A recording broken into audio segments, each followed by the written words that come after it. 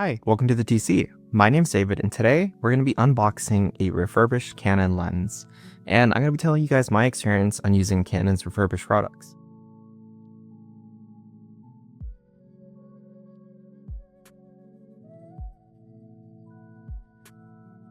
I do want to make you aware that this video is not sponsored in any way, nor have I been sent any of these products from Canon.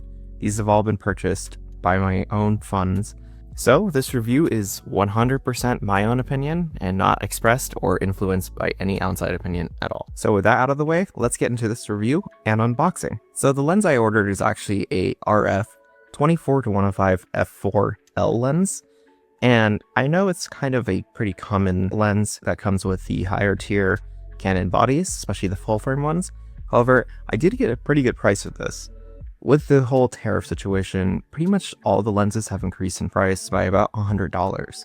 However, sometimes there is sales on Canon's refurbished page, and when you look, you can actually save quite a bit of money. So with this lens, I actually got it for $899, and the typical refurbished price is over $1,200. So I do think that's a pretty good deal. Now, bundle this with my CPS membership with Canon, I get an extra 10% off, as well as some other cashback rewards, so I got a pretty good price for this lens, I would say. Of course, before the whole tariff situation, we were looking at this lens at like $799 for the discounted refurbished price, but I really can't expect this lens to go down any further from $899 until probably like Black Friday. However, I do really need this lens because my original EF 24-105 f4L actually broke during a trip I took in July, so I did want to use this opportunity to upgrade to the RF version instead. Now, if you're watching this video though, you're probably concerned about how the refurbishment process for Canon is and how do those products look like and perform when you do get them. Well, I'm here to tell you that my experience with Canon's refurbished process has been pretty good actually.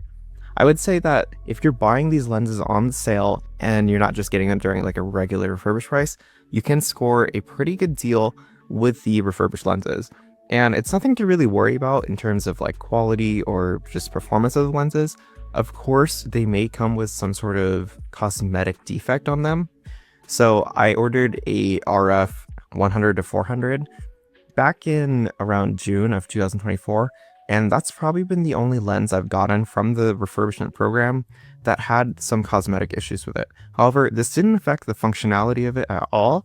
And if anything, I've gotten some really amazing photos out of that lens. I've gone hiking with it, I've taken it to the zoo, and honestly, it's been a really great lens to use.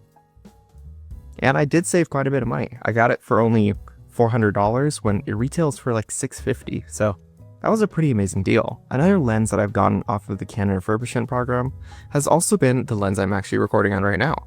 It's an RF 35mm f1.8 macro, and it's actually one of my most used lenses. I use it for work all the time, as well as filming these videos for you guys. So yeah, it's a really great workhorse lens, and I've been using it for over a year now, actually. I got it back in like February, I would want to say, and it's been one of my favorite lenses to use, and I actually got it for a really great price. So it was originally $299 during that refurbished sale they had back in February 2024, but I also bundled it with the Canon upgrade program. So I used an old 18-55mm kit lens I had and called them up, and they actually gave me an additional discount on top of the refurbished discount. So all in all, I only spent about $293.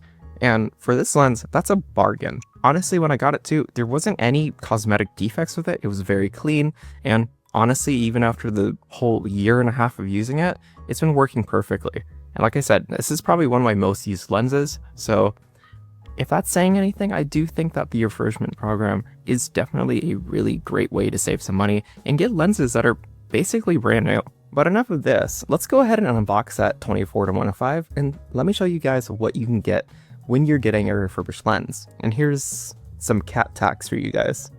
It keeps bothering me while I'm filming. So unboxing this lens, you'll see that this process is pretty much exactly the same that you're going to get when you purchase any other lens or even a body from Canon's refurbishment process. So what's going to happen is you're going to place an order on their website usually, or you can call to place an order if you're going through something like the upgrade program.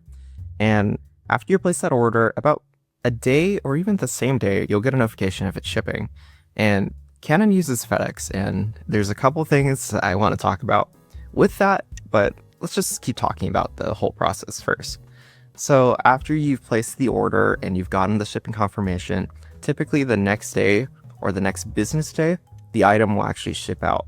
And after that, you should get a tracking number as well as just general information as to when it might arrive. Now, I chose the standard shipping, which is completely free, and I understand that this is probably going to be the slowest shipping method. However, in my experience, it usually takes about 3 to 5 business days. Of course, if there's a holiday, which there very might well be because typically the sales do land on holidays, then this time can be extended. So now it's delivery day. Now that your lens is actually being delivered, you will have to sign for the package. So Canon only does signed packages, and unfortunately, this is one of the problems that you have with the whole FedEx shipping. So in my case, when my lens actually shipped, it was coming at a time that I wasn't going to be home on the day that it was being delivered. It was actually coming a day sooner than expected, and unfortunately, since I'm not home and nobody else was home, I couldn't actually sign for the package. So what ends up happening is someone actually comes and tries to attempt the delivery. However, obviously they can't since you didn't sign for a package, and usually you would get an option to hold it at another FedEx location or have it attempted again the next day. However, with Canon's shipping restriction with it, it only lets you ship it the next day. So you can only have them reattempt that delivery, but you can't have it sent to a location instead. So this is one of the biggest problems in my opinion, because if you're like me and you have the next day off and you know that it's going to be coming, then yeah, it works out perfectly. However, for a lot of people, you're going to be working during the work week. And in that case, how do you make sure that you're able to sign for your package? Or if you don't have anyone else living with you, how are they supposed to get your package to you? You can't have it sent to a location, so you can't pick it up at a later date. And you also can't sign for the package because you're working on a work day, which is typically when they're delivering packages. So in that case, after a couple re-attempted deliveries, they would actually send your package back. Now, I'm not entirely sure as to why Canon has restricted the ability for you to send your package to a FedEx location and picking it up yourself, because honestly, that's probably the safest way to have your package picked up, because it's literally you picking it up. So I'm not entirely sure why that's a restriction, but just be mindful that that is. And if you do typically work during a typical work week, like Monday through Friday, then that is something that you will want to keep in mind. You're probably going to want someone at your home or your apartment to sign for you, or you just send it to your work instead.